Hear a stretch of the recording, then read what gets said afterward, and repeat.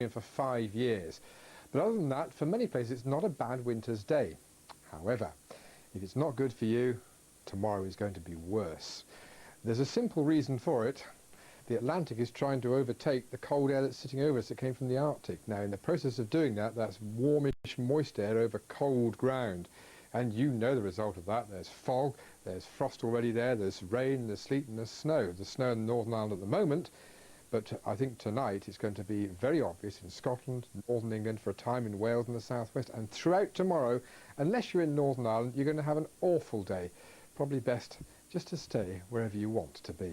Snapshot time. 10 o'clock tomorrow morning, the snow is likely to be falling in Scotland, good part of Northern England, several centimetres and for several hours. Now the wind has picked up, so drifting is likely as well. The directions are southerly. It wants to warm up. It just will not succeed during the day. Much of eastern England is included by the middle of the morning, but by that time it could well be that much has turned back to rain the further west you are, and eventually we'll all get into this milder air. But that of course takes into account a fairly rapid thaw as well over the moors of the southwest of England and the high ground of Wales, which will have had snow overnight tonight.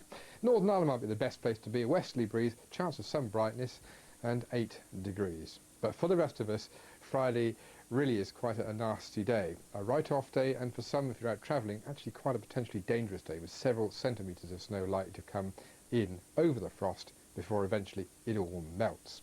Clearly it won't be a very warm day, as if you need telling, and with the winds, the highest temperatures are probably going to be very low single figures for most of east and central England. But eventually you could hit 10 in the west and the southwest, and that's what we're all entering. For New Year's Eve, we're all in that Atlantic air. It'll be sunshine and showers underneath a big depression, 7 to 9 degrees.